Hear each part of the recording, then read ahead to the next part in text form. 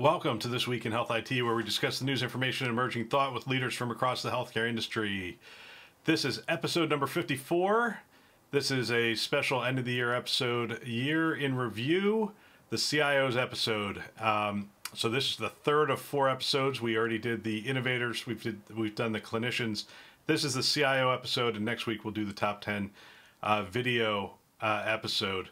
None of which you've heard yet because I kept them out of the initial ones so that you could be surprised what the top 10 are. This podcast is brought to you by Health Lyrics. Be a market leader. We help you to clarify your health IT plan, eliminate confusion, align your work, experience breakthroughs. Visit healthlyrics.com to schedule your free consultation. My name is Bill Russell, recovering healthcare CIO, writer, and advisor with the previously mentioned Health Lyrics.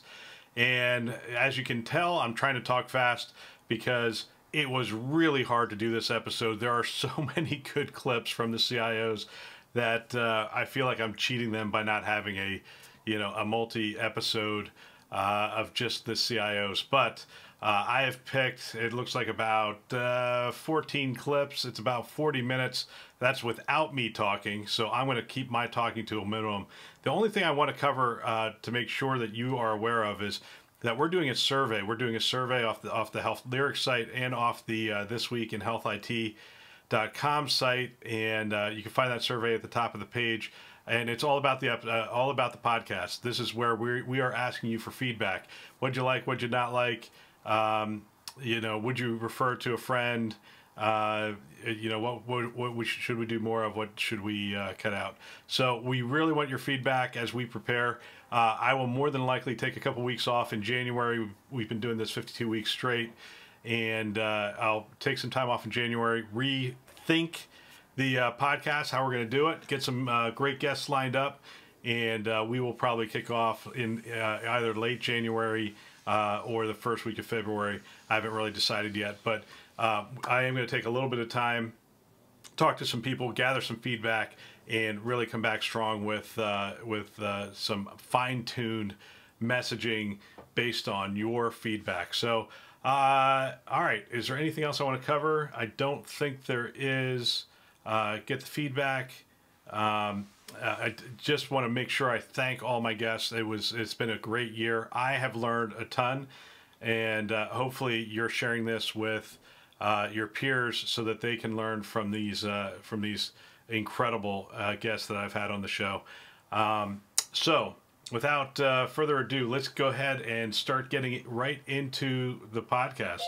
So our first guest is, let's see, what would be the best one? We'll start with one of the elder statesmen. We'll start with Mark Probst, CIO for Intermountain Healthcare, and he's going to share why it's a great time to be a CIO in healthcare. Man, I got to tell you, Bill, what I'm excited. So I'm in the latter part of my career. I do have older children, and I'm older because I have older children. And I am so excited. I think it is such an amazing time to be involved with technology in healthcare. And having been a CIO, and whatever that role turns out to be in the long run, there's still CIOs will be leaders in what we do in technology, I believe.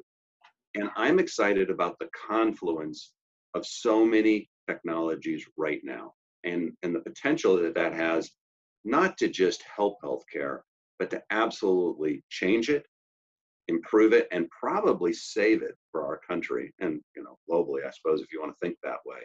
I mean, if you think about artificial intelligence and the potential that has as it gets coupled with the cloud and all the data that exists, as it gets coupled with what we're doing around interoperability, as it goes mobile, and with the power that we now have with the mobile devices.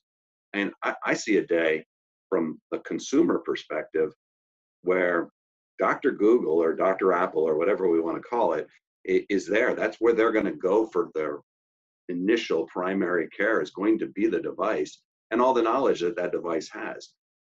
That's going to help healthcare because we don't have enough clinicians to start with. And it'll really help focus what they do. And it'll be way more real time because, well, crud, we're all wearing monitoring devices, and we're learning a lot more about ourselves. The human body is actually becoming its own platform for computing. So I'm excited on that side. I continue to look at the confluence of capabilities. I look at what we're doing around natural language processing and voice, so Nuance and some of the companies that work in that space. Um, we have been working with Stanford around computer vision, actually teaching the computer to see. So think about the triad of the computer being able to see, computer being able to hear, and artificial intelligence. Can we create Jarvis? Can we create what was in Iron Man 3 and just have the clinicians do their job and ask the computer for support? And we'll do all the documentation and all the, the dirty work behind, which is what we should be automating. Because to me, today, we don't facilitate care with technology. We facilitate creating a record. We get the information to clinicians that's a little more useful to them, but we don't facilitate what they do day to day. In fact, we get in their way, and we hear that all the time. But again, this confluence of so many new technologies that are at the very heel of the hockey stick.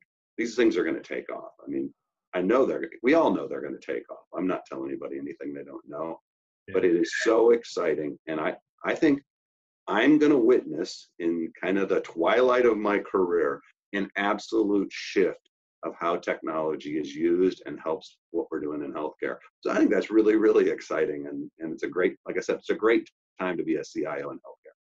Yeah, I couldn't agree more with Mark. It is a great time to be a CIO in healthcare. It's a challenging job, but there are so many things coming. There's the digital revolution. There is, so digital healthcare is right around the corner. You have all sorts of new tools, gadgets, gizmos, cloud, agile, you name it. It's all right around the corner. It makes our job hard, but makes it exciting. There's always something to do every day you come in. Along those lines, some days are very difficult. So I asked another senior leader, John Halamka, who has appeared in every episode so far of the end of the year episodes. But he gave me such a great answer to this. I thought I'd share it with you, and it's about staying positive as a CIO. Here's John Halamka. So you maintain, as people can tell, you maintain an extremely positive attitude. I'm sure you've had many difficult meetings, as many as the next CIO. How do you keep from becoming cynical? How do you keep that positive frame of mind?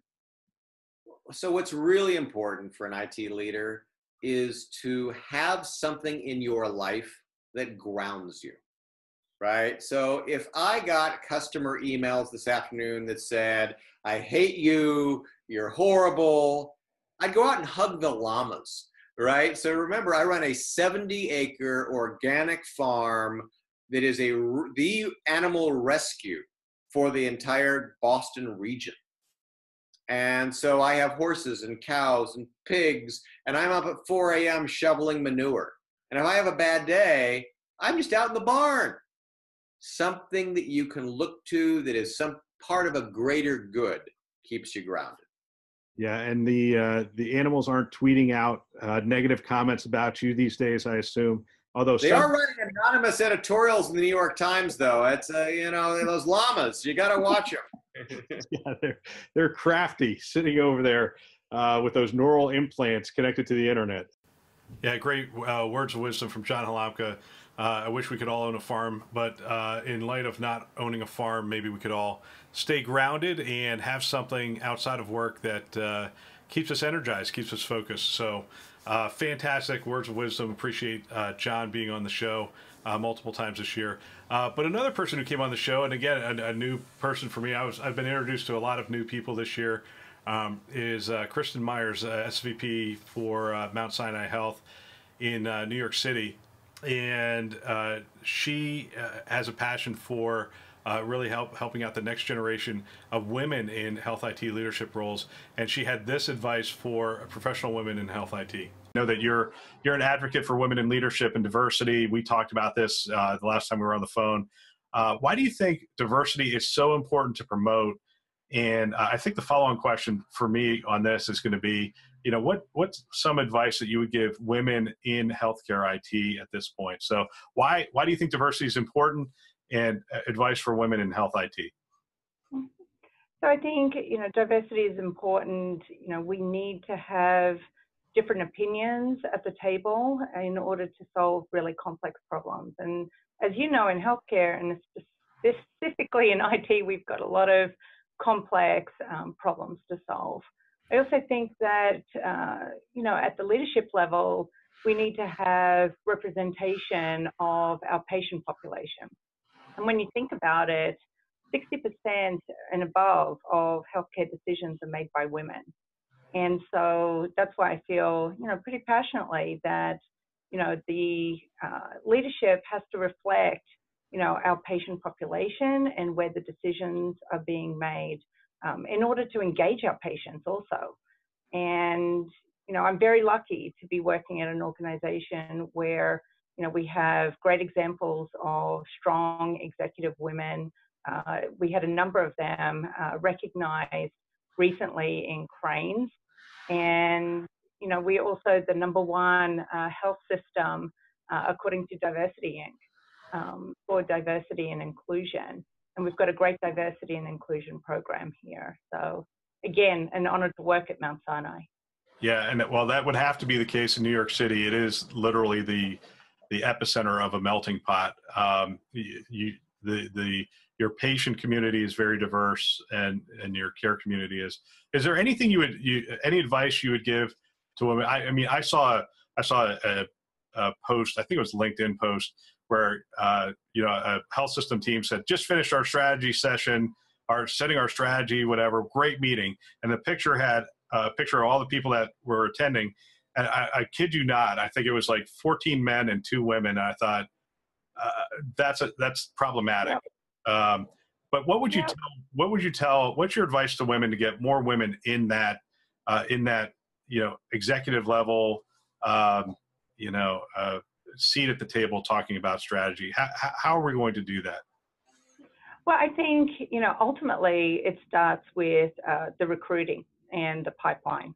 And, if you are an executive, it doesn't matter what gender you are, and you're receiving the same resumes over and over, the question is why? And so you've got to go back to HR and you've got to look at, the pool of resources that you're trying to pull from. And that's not just for gender, it's also for underrepresented minorities. And, so I think that that's where it starts.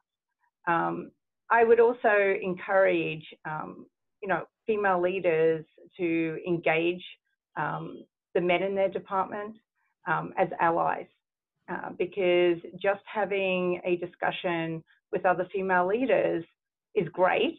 And I think that, it helps other women in the department, but ultimately we have to engage the men in this endeavor. So if there is, a room full of men, I think that, the question would be, where are the women? And I think that, women leaders and men leaders need to bring in other women into the meetings, even if they're, directors or senior directors, just to give them that exposure, give them the seat at the table and hear what their opinions are. And I think if more and more happens like that, we'll get some progress. And I also think mentoring is huge. Yeah. I know that, sometimes it's a challenge for women. I've heard many, many women say they've not been mentored by a female leader. So I really encourage mentoring at our health system. And, we've got a great program here. But I would encourage, other health systems and hospitals to have a mentoring program and have women-to-women mentoring. It helps. Yeah, be a mentor, seek a mentor, and I think that's a great way to end the show. Yeah, it was a great conversation. Great to get to know Kristen a little bit. She gave us a rundown on the Epic conference this year, and it was really insightful. In fact, it was one of the most, for a little while there, was one of the most listened to episodes. And I think it is still one of the top 10 episodes that the podcast in terms of listeners. So, staying on that theme of really your career and owning your career, I had a couple of great conversations this year with Sue Shade, principal at Starbridge Advisors. Sue has done so many great things within the industry, and it's great to have her on the show to share her wisdom. Here's what we were doing, sort of a role play on healthcare M&A, and how how you manage through M&A. So if you are in the midst of an M&A situation, which some of you are, or you're getting ready for an M&A situation, the one show that Sue and I did, we just focused very heavily on M&A, and we just did this role play of two CIOs and how we would approach it and what coaching we would give to our staff and what we've seen play out over the years. Here's a little excerpt from that one. We're bringing our teams together. How do you prepare your team for their first meeting with our team? So we're going to bring our infrastructure teams together, our innovation teams together, our data teams together, and we're going to have a common meeting. How do you sort of prepare them? What's the I don't know. How do you make sure that first meeting goes well?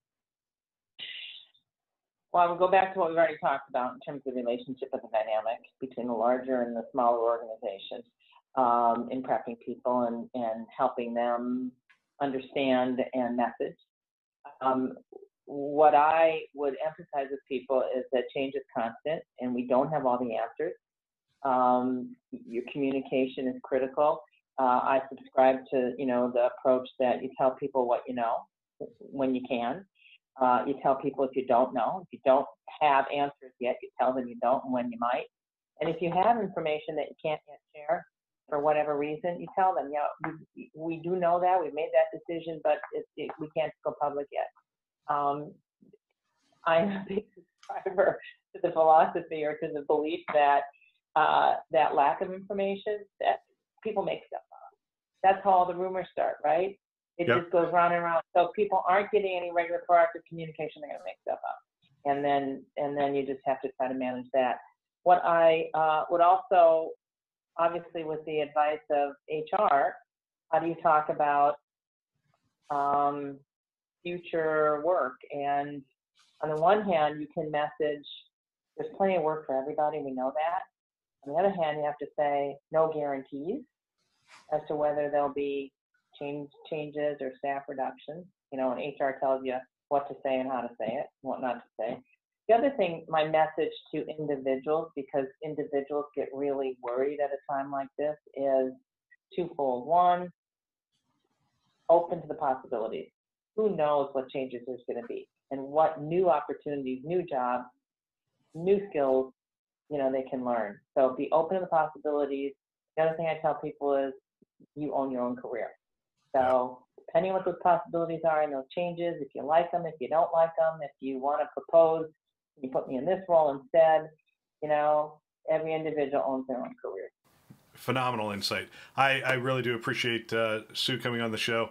Another friend of mine who I got to know after he replaced Bill Spooner down at Sharp is Ken Lewan. And Ken Lewan is, again, if you've been doing this long enough, and Ken has been doing it since the punch card days, you just amass an amazing amount of wisdom, especially if, like Ken, you're a student and you're constantly learning.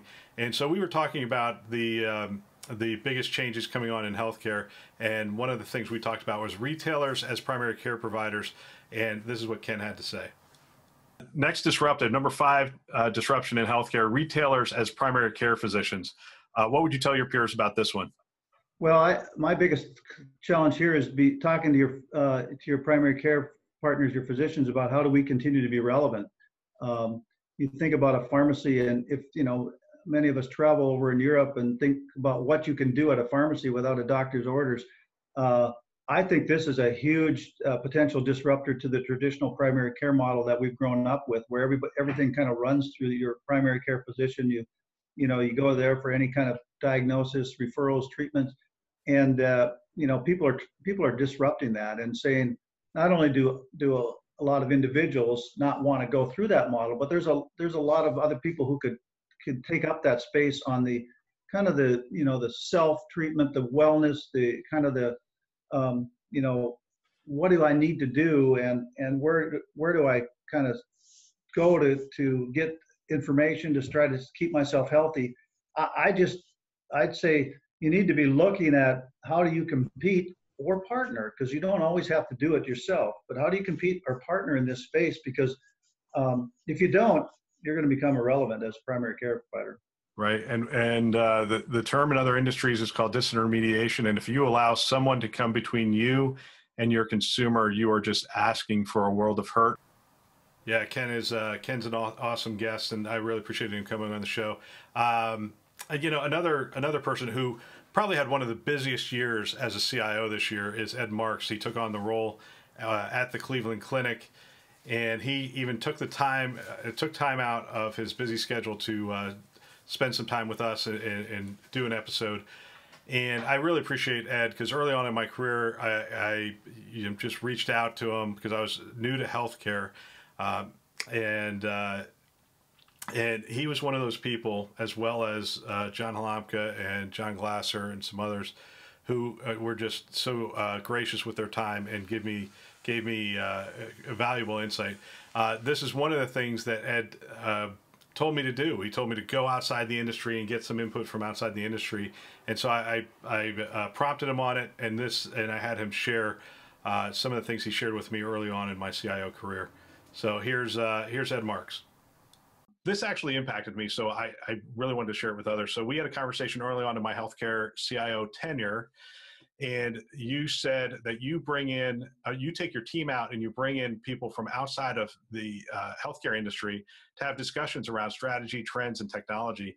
Can you give us an idea of what you did, why you did it, and what benefit was derived by your team in the health system by interacting with organizations outside of healthcare?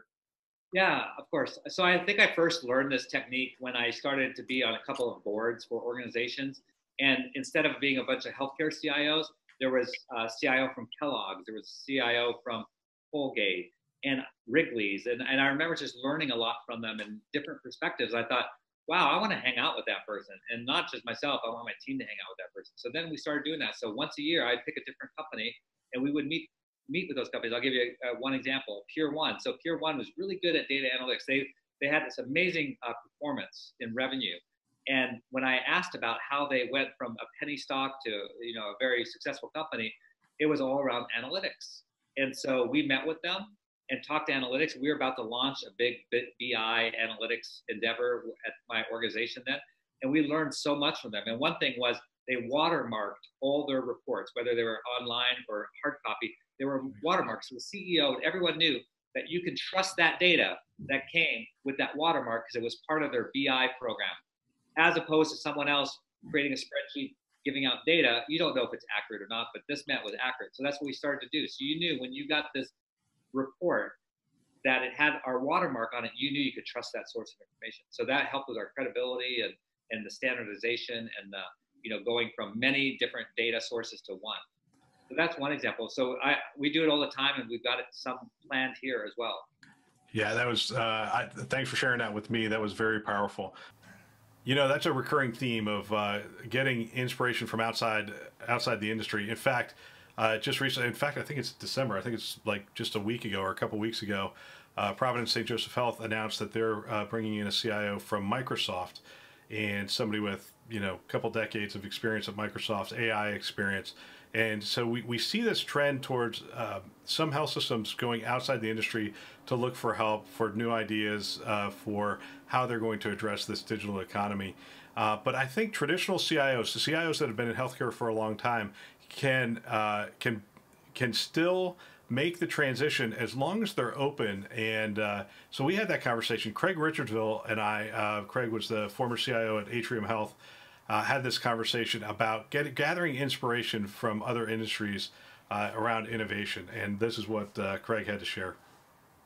What industries do you look to for inspiration for innovation within healthcare? Great question. My answer would be all. I think there's a lot of nuggets to gain from all industries. So when you look at the energy sector, there's things that they do to try to limit the use of energy. And so from that standpoint, we're trying to limit the use of healthcare, those are both two very precious resources. So I think there's things we can learn from them. Retail, obviously, on how to brand, how to get things out there, banking services, all that stuff kind of brings things into a patient's hands or a consumer's hands, putting things, in your pocket. I think all those different industries are all things that we can learn from. We never within healthcare had to, or very rarely had to, focus much on the consumer aspect of delivery. People came to us because their doctors told them to come to us, or people that pick those doctors because they were part of the payer plans, then they were in network versus out of network. I don't have an in-network bank. I don't have an in-network, retail shop. I can go to wherever I want. And I think now that we're continued to move, although I believe at a slower pace than expectations, in terms of consumer directed and high deductible plans, people do have choice to go in and out of network for the best value of their dollar that they're pulling out of their wallet. So from that standpoint, I think there's all those different sectors you got to learn from. And I don't think there's any specific one that would lead all of them. I do believe they all have advantages where they moved ahead. And that's where I think when you look at like the Charlotte CIO Association, when we started coming together a half a dozen years ago or so, more informally, part of what we realized was 80 to 85% of all the work that we do was the same. There's very few that actually of the things that we performed as a CIO that actually was different in a bank versus a energy sector versus the healthcare sector. And so once we found that, we're not that quote unquote special that we always thought we were, it was really great to be able to share things back and forth and to use some of the techniques that they've used and bring that on to, in the healthcare industry. Yeah, so that's great advice. So if you're a healthcare IT person, develop those relationships outside the industry, and you might learn some things, and they might learn some things from you. So it's great to have those relationships. Yeah, I really appreciate Craig coming on the show. He is so full of energy, so full of thought and ideas. He and I probably could have talked for about 3 or 4 hours. Again, in that category of just really smart people who are doing some really cool things in healthcare, I think one of the brightest young CIOs in the industry is Chad Brizendine out at St. Luke's University Health System in my parents' hometown of Bethlehem, Pennsylvania. I got a chance to work with Chad a bunch over the past year, and he came on the show and we talked about the consumer-facing application that he had just rolled out. I'm trying to shed myself of the word portal moving forward. So it really was a consumer-facing app. What they had done is they'd use Epic's App Orchard, and they actually designed the entire experience based on what the consumers were asking for. And he shared some of that insight on this clip. Yeah, so let's talk about your mobile and web consumer experience. You're an Epic shop. You chose to build your experience on top of the Epic APIs. Give us an idea of what that experience has been like. A lot of people just go the MyChart route. Here's MyChart and away we go. But you really broke it down into its components and built on top of that API set. How's your experience been with that? And then what was your thought process behind not using the out of the box and going with a more customized experience for your consumers? So I think the first thing that we wanted to do is really find out what our customers needed, right? So we leverage customer focus groups to talk to them about what would really help them the most, and they're actually part of our prioritization process. So we're running another one fairly soon on our backlog requests and new ideas, and those things may be in the top line of things that are capable of Epic or not capable of Epic, right? But it's really making sure that we have what our customers want and showing them what's possible. So I'd say that's first and foremost to us. So being able to prioritize those. Second, when I think about Epic and I think about the ecosystem of software, I think you have to split things into front end and back ends, right? You have many things that are back end, and you have, you want to keep the front end single pane of glass. And I think why a lot of folks have gone to a single electronic medical record is because physicians and staff and everyone don't want to be working in 2, 3, 4 systems. And so you don't want the same experience for your customers. So how do you create that single pane of glass experience? And that's by leveraging multiple products. So, Epic doesn't have the capability to do price transparency. Epic doesn't have the capability to check you into an urgent care that's not pre-scheduled.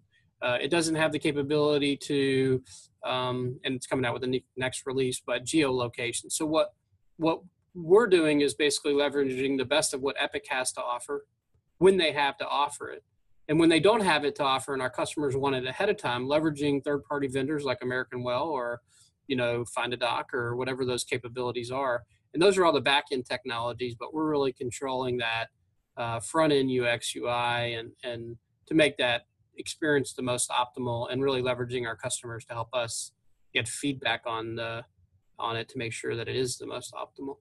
Now, I can hear some other CIOs saying, well, what do you have, a team of 100 developers or that kind of stuff? And now I know the answer to this, but I'm just going to ask it.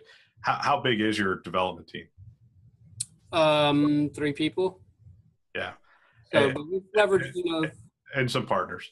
And some partners, but, we haven't spent $40 million on this. And I won't tell you how much we spent, but it's a lot cheaper than what people think. And the reason is we're not building back-end technology. We're building front-end technology. And that's really, I think, smart, right? We're leveraging back-end where possible and creating if we have the right architecture, which is a challenge, right? Then we can do this. And I think and this, Bill, in your working environment, that, the healthcare has got a long way related to integration and interoperability and architecture. And it will evolve, but it's very complex at this stage. Yeah, great insight, consumer focus. But, there was so much happening on the innovation front. And I'm actually going to share 2 clips only from one person because she has been gracious. She has been on the show twice, and that's Sarah Richardson. And she also has had me on her podcast, the SoCal Hymns podcast. And if you haven't picked that up, there's a lot of great guests on that. And I'm going to share 2 things because I happened to have her on the show at a time where Apple was announcing some of their moves this past year. And so the first clip is on, can Apple really give healthcare the easy button, which I thought was an interesting concept, which is really what people are hoping for from Apple and Google, but mostly from Apple, is can they make healthcare, can they take the friction out of healthcare? Can they make it easier? And then the second clip, and I'll just roll right into it, is around hyper-consumerism. I was asking her what her priorities are, and this is one of the top priorities for her. So here's 2 clips from Sarah Richardson. I guess my question to you is, are we finally at the starting line? Does this Apple announcement going from 13 to 39, are we finally at the starting line for this consumer revolution within healthcare? Or are we still being a little overly optimistic? Anything Apple does has hype. I mean, come on, that's what they're known for. But I think about, so one of the things I love about Apple is they talk about it needs to be simple, it needs to be elegant, it needs to be easy. You think about how they've historically always designed their products. And I laugh because we in my house, we're a house divided. It's either an Android house or it's an Apple house. And it's this constant battle. And yet I can't imagine my life without my Apple products. And it's not because I'm an evangelist for Apple. It's that everything I do revolves around my Apple products, my MacBook, my iPad, my iPhone. I'd be more upset if I couldn't find my iPad than like my shoes in the morning, because I live my entire life on that device. In fact, that's how we're communicating right now. Yeah, and you do that because they're easy. Are they going to be able to take the easy button and move it into healthcare? I guess that's the question. They will, so long as Apple's able to continue to push. And we overhype again the whole interoperability and this, that, and the other thing. When you look at if you go to your Apple phone and you go to HealthKit, your information is already there. It's already telling you the things that you're doing. So long as the EMR vendors, so long as the third-party applications that allow themselves to connect into HealthKit, like even today I use Vitality at work and some other things, they're all connected to HealthKit already. Yeah. So as long as we continue to make sharing that information easy, then yeah, I mean, at the end of the day, Apple already has all of our information. What's the difference if they also have our health information now and simulate that information to make it easier to share? It'll be interesting how to get that information back out of HealthKit. So if I go see you as a patient and you're a specialist that has no history with me and all my information's on my phone, we have to make it easy and at my discretion to give you the information in my phone to you if you're somehow not then connected into the Apple ecosystem yet. The last question I want to ask you is, what's one area do you think CIOs need to be really focused in on right now? Patient experience. Okay. Hyper-consumerism is where I would focus it more, because patient experience to me is a banner and a campaign and a this and a that. No, hyper-consumerism, driving everything to a digital experience, because if we don't make it easy for patients like ourselves to use healthcare on our smart devices, then companies like Apple are starting to do it for us. Right. And, Yeah, this is going to sound like a little bit of a commercial, so I won't mention my company again. But essentially, what we talk to people about is, um, you know, actually being intentional about the experience you want your consumers to have, instead of just allowing it to happen and going, oh well, that's just their experience. But really identifying those points of meaning where people go, hey, I got a call back from my primary care physician the next day, and that makes all the difference in the world. And they become loyal to that company and loyal to that organization and that primary care physician for life, just because. And that's my parents' story. They got a phone call the next day. She did not have to call them, but she wanted to follow up. And they're like, and she did. She actually moved from one health system to another, and they went from one health system to another to follow her. So great insights from Sarah, and always a well-informed guest. And she was on one of the shows that we did at one of the conferences. She was one of the people I interviewed, and gave me some just wonderful insights on culture and on developing a good culture within health IT. So let's keep moving. So David Muntz joined us. I have so many great quotes from David Muntz, and to be honest with you, we're just short on time. I chose one of the shorter ones, but if you ever get a chance to talk to him, just grab him and ask him whatever questions you have. He's so approachable. And I was asking him about the health IT talent shortage and how you address it, and he gave this great, simple little answer on this, and I think there's a lot of wisdom in it. Give us some of the other strategies that CIOs can employ to find the best talent. Really, it's the best approach that I've used that worked well was the summer intern activity. We used to beg, borrow, and steal to get into the budget enough money to do things, but you can take students from anywhere and everywhere. And to let you know, the only time that we brought on a student who could stay with us was one who wanted to move back to be close to her parents. But we used to get 5 to 8 people every summer and grow our own. And the fact is, the enthusiasm is really a great quality to find in any employee. And these people would start at the lowest level to get a good understanding. We put them at the help desk, and that would give them an exposure and a good test of patience, but it would also allow them to see the diversity of needs. Fantastic. So, hopefully you get a lot of really good ideas and thoughts from this. I really enjoy the conversations I have with these CIOs. Some of the, here's some of the more pragmatic things that we've talked about. Here's Tressa Springman and I talked about what health system CIOs want from vendors. And, this video actually ended up getting a lot of hits on social media. I hope it was the vendors actually hitting it so that they can value our time a little bit better than they have in the past. So here's Tressa Springman and I talking about what CIOs want from vendors.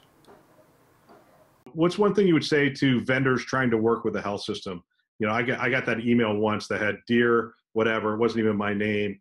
We have the greatest things in sliced bread. You need this thing.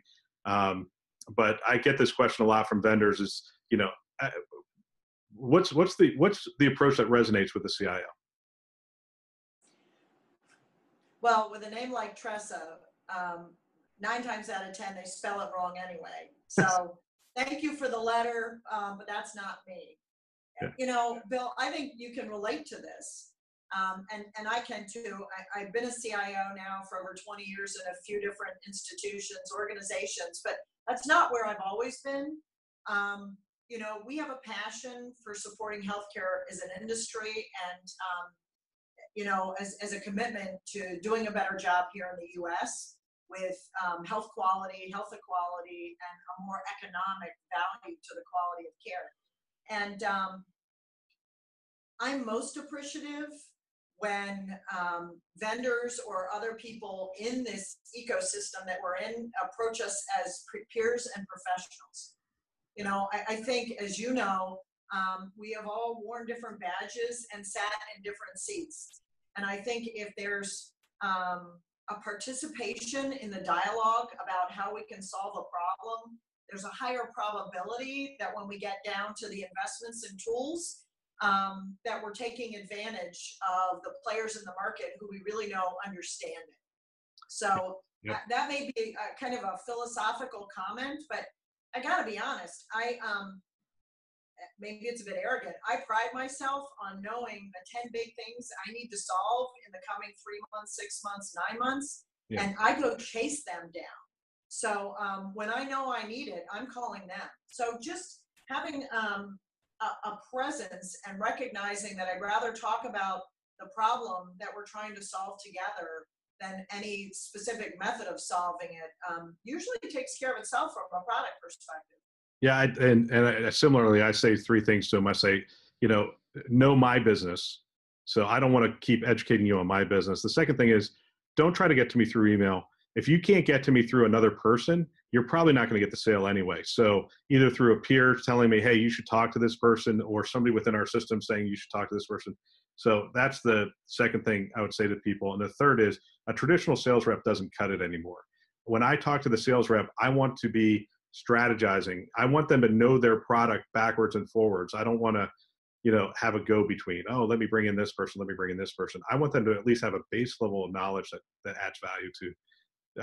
Our time is valuable. It's the most valuable thing, which is why I appreciate you. Here's a little bit more pragmatism. We had I had Patrick Anderson, who was the CIO of Hoag Hospital at the time.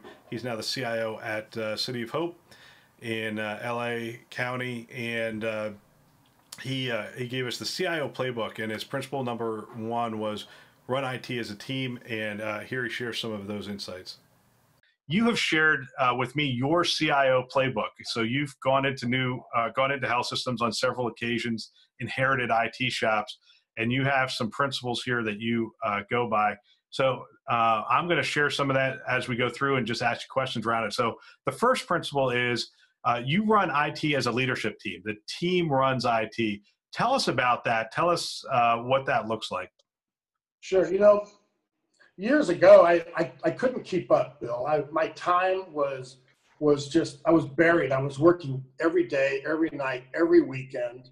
And I thought, gosh, am I delegating enough? Do I have enough leadership resources in the organization to handle the demand and to support the organization and all of the institutes and all of the activities appropriately?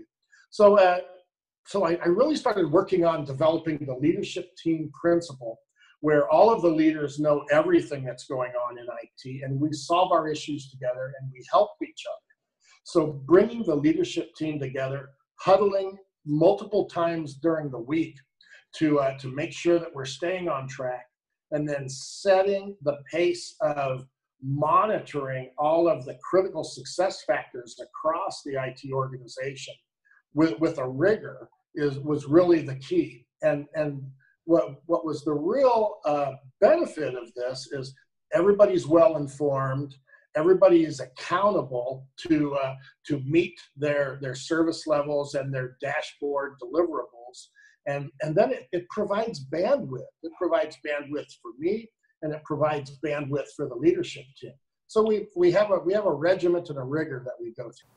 Yeah, just a few weeks back, we had Channy Cordero, Lieutenant Colonel Channy Cordero from the Darnell Army Medical Center on the show.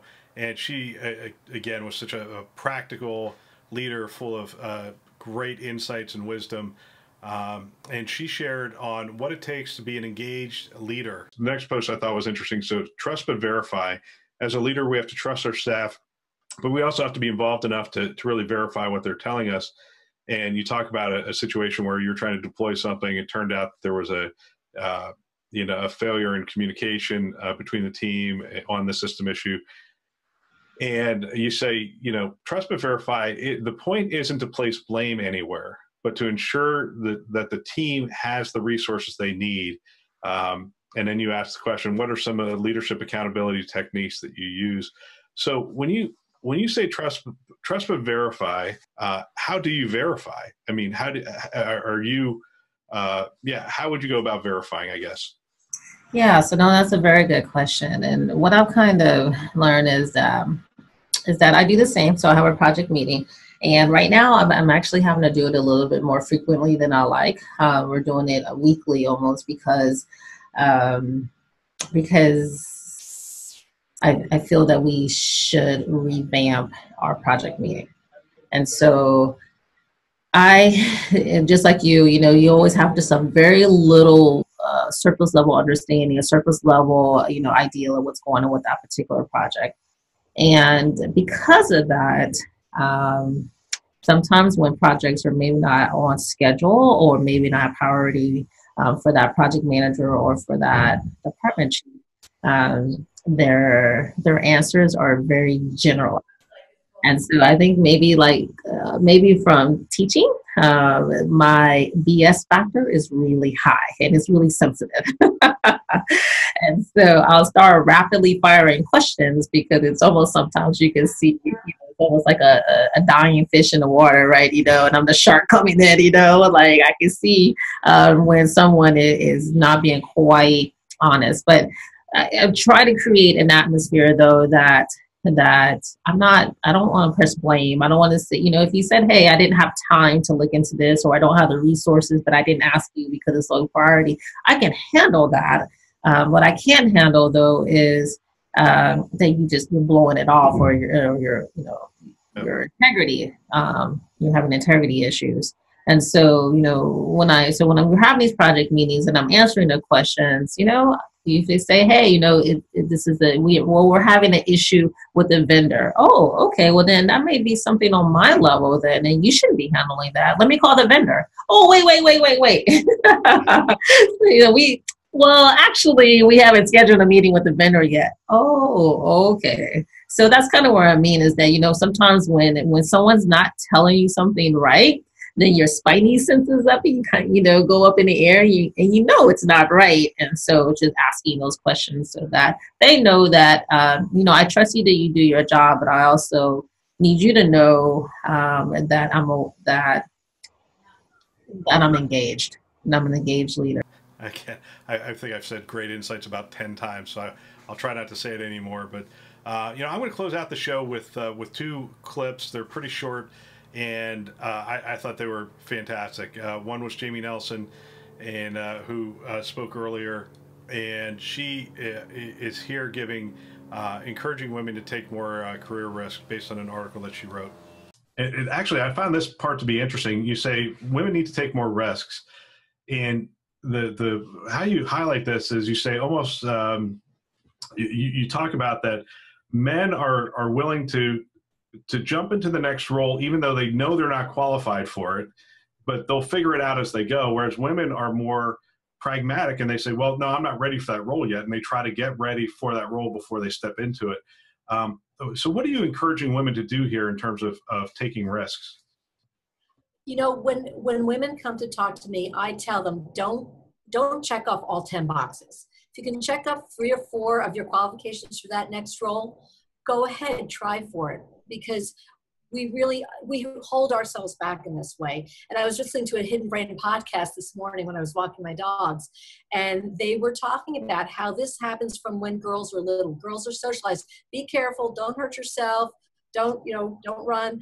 And when you have that, and boys say, go have fun, play, jump up, off the tree branch. So it starts from when we're very young. So that's how it is. And we have to recognize that and say, okay, it's all right to take these risks. So I always encourage women, a few boxes is good, try. The worst that can happen is you fail and then you figure something else out. That's how you grow. Yeah, if you haven't had a chance to listen to that episode with Jamie, she wrote an article on women in healthcare, and it was phenomenal, and we were sort of working off of that. So would love to share 5 more clips out of that, but in the interest of time, not going to be able to do that. So we're getting to the end here, and so here's the last video clip. It's David Baker, CIO of Pacific Dental. The short story on David is David worked for me at St. Joe's and has progressed his career from consultant all the way up to CIO. And this is mostly me talking, but it's mostly sharing his story because he really has lived the dream. He has gone from pretty low level within the organization all the way up to CIO, and he is doing a phenomenal job for this $1 billion dental service organization. So Here's a little clip from the episode I did with David Baker, a close friend and someone who I had the opportunity to mentor. Actually, returning guest David Baker, now a CIO, but I knew you when you were I knew you when you were a consultant, right? Yes. So you went consultant, director, VP, and then when you left St. Joe's, you became a CIO. CIO, SVP and CIO. That's like living the dream. I mean, what do you attribute that to? Great, solid mentors who scrutinized every molecule of my work. I was a little tough on you, but I'll tell you, I've told this story a couple times. The thing that impressed me, you're a consultant. I get named CIO. You're a consultant, and you're like trying to get on my calendar. I mean, you're like feisty to get on my calendar. You come into my office and you're like, "What's the biggest problem you have?" I guess the fact that I think the actual problem was the clinicians hated IT, right? And at a certain point, that's unsustainable. You can't do that. I'm like, well, the clinicians hate IT. You're like, I can solve that problem. And you started on that path, and it started with Easy Pass. Then it went to 20 back or 60 back. Yeah, 60 back. I mean, you just did all sorts of things around the experience, around the internal user's experience with IT, and took us from a very low ranking to a very high ranking with making IT personal. Yeah. And when people ask me, how did David get from here to there? I say, anybody who walks into your office and says, "Give me your hardest problem, I'll figure out a way to solve it," that person's going to get your attention, especially if they start solving the problem. And so I always, I use that story to tell people, take a risk, figure out what the hardest problem is, and see if you can solve it.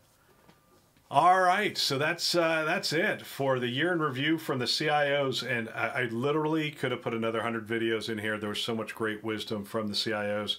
I hope you enjoyed it. This is the last year in review episode before the top 10 episode, which will be coming out the Friday, probably January 4th, 3rd, 4th. I don't know what day that Friday is, but hopefully you'll enjoy it. And I've just had a blast. I really want to thank the CIOs for coming on the show and really making it what it is. I think it is. I'm learning a ton from every CIO that we have on the show, and I hope you're learning a ton as well. You can follow the show at thisweekinhealthit.com. You can take the survey at thisweekinhealthit.com. Help us to shape the show in the future. We really do want your feedback. Sponsored by Health Lyrics. There's also on the Health Lyrics site, we also have the shows hosted over there as well with some of my articles. So you can follow us in both places and take the survey in both places. That would be great. If you want to see some of the videos, thisweekinhealthit.com/video will take you to the YouTube channel. And I think that's it. That's all the details. So please come back every Friday for more news, information, and emerging thought with leaders from across the healthcare industry. That's all for now.